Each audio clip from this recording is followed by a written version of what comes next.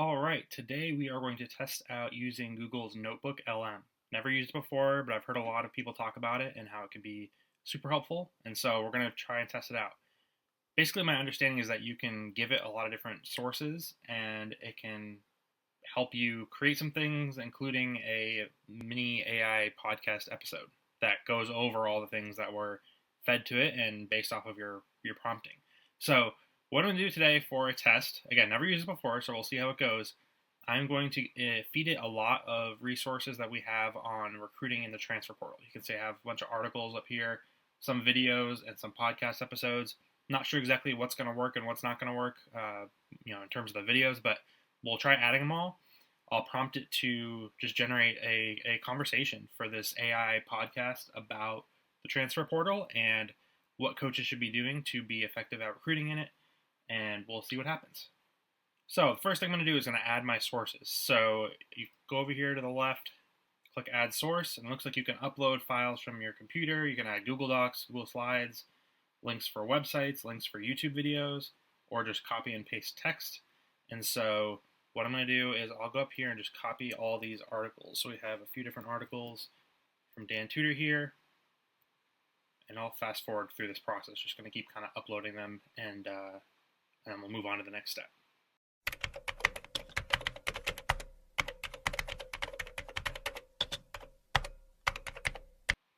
So for some reason it's having a hard time recognizing articles, which I thought would be kind of the easiest thing to add to this, just a web page of an article.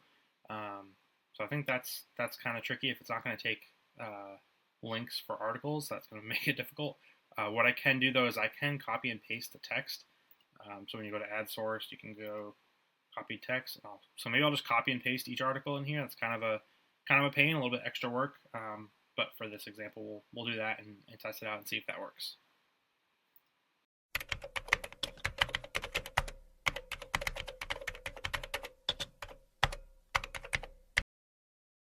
So I just was able to upload the link for this web page. Not sure why the other ones weren't working. Now it's a video. There's some text here, but it's mostly the content from the video that I want. So I'm not sure how that's going to work. We'll see if it actually gets factored in, but at least the link worked. So we'll try it again for this one as well, which is just a audio piece. So we'll see if it takes it. All right, so I took that as well. I'm going to try one of our podcast episodes here in a second, but quick note, I think a workaround for some of these, if you have like a video, if you're able to copy and paste like the transcript from that, I think that could work. So if you have that, if it's on YouTube, it looks like you can take YouTube videos, so that helps if you have your podcast or the audio that you want is also a YouTube video. Looks like that works. But you could just copy and paste the transcript, or if you have it in a Google Doc, looks like that would work too.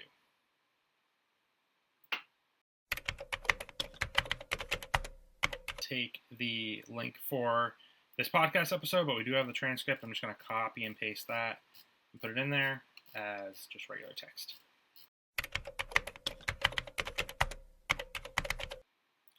All right, so now we've uploaded all these resources, the text of some articles, text of a transcript for a podcast episode, links to a video and another audio message that I'm not confident that it's actually going to use those the right way, but that's okay. We don't necessarily need it.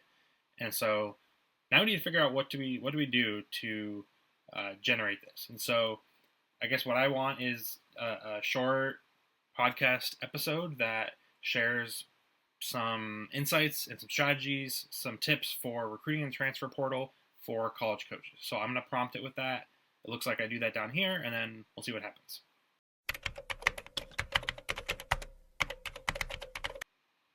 All right, so it looks like it took it and it put it in a text. So it looks like I have to click generate over here, so I'll do that in a second. But I think this is cool because you can also take this. I mean, there's a lot of these like numbers and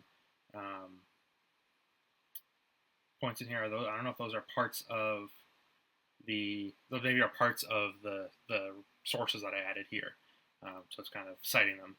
But it looks like I could potentially take this and maybe kind of turn that into like an actual article that is a combination of all these articles. But let's try generating this podcast episode, and this might take a few minutes, but we'll see what happens.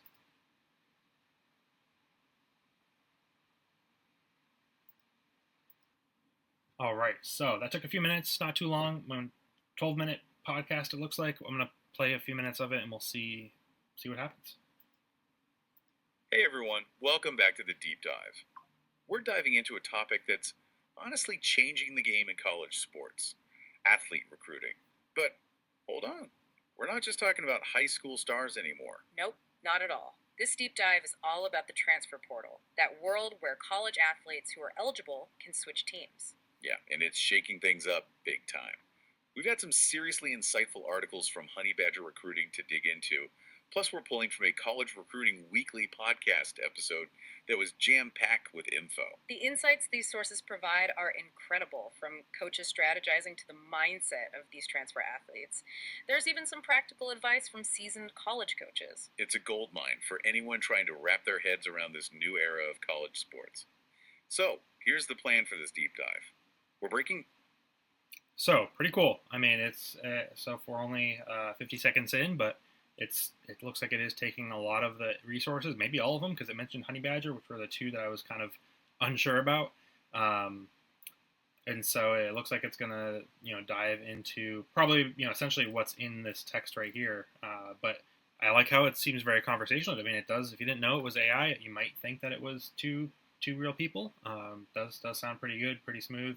I like that it's also two people. It's not just one person reading and just like reciting the text, giving it back to you, because that's been done in lots of places, and it can sound realistic, but having two people that are kind of conversing back and forth is cool. So I'll put the link. I'll figure out a way to save this. Is there a way to? Oh yeah, I can download this. I'll upload it so that you can listen to the whole thing if you want to listen to it. But I think there's a lot of cool use cases for this. Obviously, if you want to generate podcast episodes, you could create them and use different sources. You could use just more so prompting, whatever you want to add. Again, YouTube videos you can add, so it'll take in YouTube videos, information from that, and turn that into your own podcast episode. And so I think there's a lot of different ways that you could use this, which are really cool. Reviewing things or planning something, and it can kind of talk through it. I think a lot of people, and I feel like I'm kind of the same way, I would personally rather listen to a 12-minute podcast than spend, to read all this probably would have taken, I don't know, 40 minutes plus listening to the podcast episode, the full one. And so, instead of listening and reading for 45 minutes to an hour, you can take 12 minutes, listen to it, and it's going to kind of summarize what you need to know. So that's how we're going to just, test it out today. Like I said, I'll give a link for the full podcast so you can listen to it. But pretty cool. Got actually one more thing that I want to test out with this. So underneath this podcast episode, you can see there's an interactive mode in beta. I think this is where you can actually chime in and talk to these two people that are doing this podcast. And so I wanted to try it out.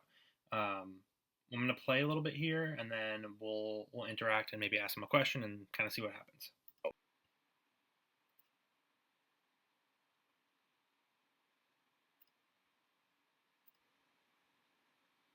Hey everyone, welcome back to the Deep Dive. We're diving into a topic that's honestly changing the game.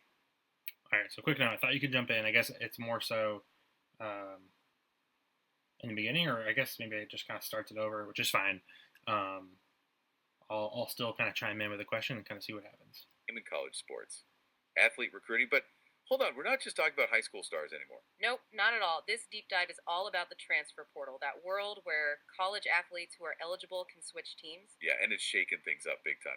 We've got some seriously insightful articles from Honey Badger Recruiting to dig into. Plus, we're pulling from a college recruiting weekly podcast episode that was jam-packed with info. The insights these sources provide are incredible, from coaches strategizing to the mindset of these transfer athletes. There's even some practical advice from Oh, our listeners got something to share. Let's hear it.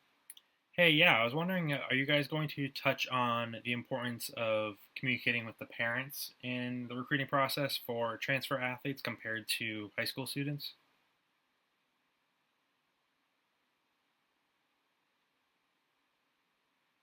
That's a really insightful point. Absolutely, and it touches on something we've seen highlighted.